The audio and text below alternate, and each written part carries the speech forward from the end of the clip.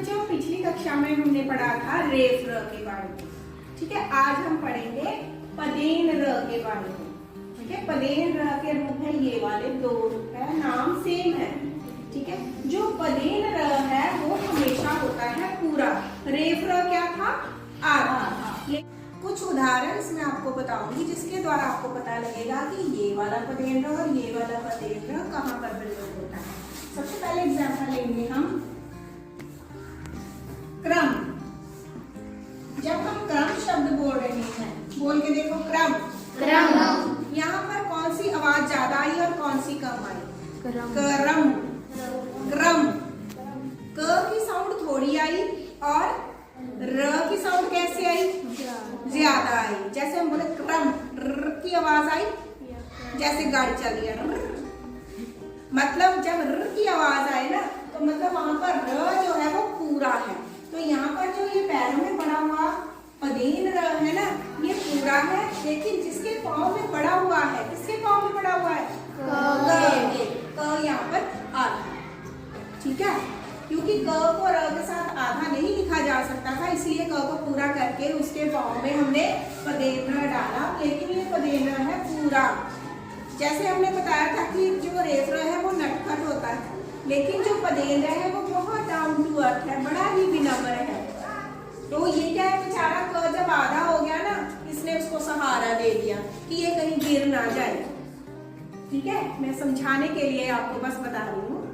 ठीक है, कि जो ये है इस तरह से पड़ता है किसी भी अक्षर के पाँव में, इसीलिए इसे कह देते हैं पदेन र, क्योंकि ये कहाँ पड़ता है? पाँव में पड़ता है। पाँव, पद और पाँव सेम। ठीक है, और एग्जाम्पल्स लेंगे हम जिस तरह से उम्र।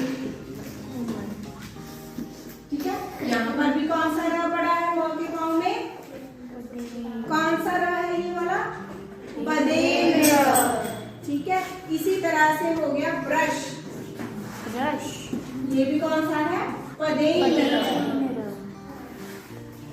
एक और बात, जो ये वाला पदेन र होता है, जिनकी खड़ी पाई होती है ना वर्णों की, उनके पाँव में ही ये वाला र जो है वो पड़ता है। खड़ी पाई ये वाले डंडियां, पता ही है ना आपको, मैंने पहले भी पढ़ाया।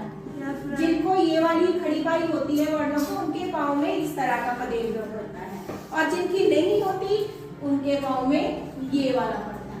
ठीक है, यहाँ पर ये पड़ा, इसके पाँव में जिनकी खड़ी पाई नहीं होगी, जैसे ट, ठ, द। ठीक है, इस तरह जिनकी खड़ी पाई नहीं है, इनके पाँव में ये वाले जो पदेन र है वो पड़ते हैं। समझ गए? जैसे ट्रक। ठीक है, वर्णों की खड़ी पाई नहीं होती, उनके पाँव में इस तरह के पदेन र का प्रयोग होता है। बस आपने ये याद रखना है, जहाँ पर र की आवाज पूरी आए वहां पर र है पूरा, जहाँ पर गाड़ी ना चले वो र है आधा। और ये वाला जो पदेन र है ये खड़ी वाली पाई के पैर में लगता है, और जो दूसरा वाला पदेन र है जिनकी खड़ी पाई नहीं होती, नीचे से गोल होते हैं, उनके पैरों में लगता है। ठीक है?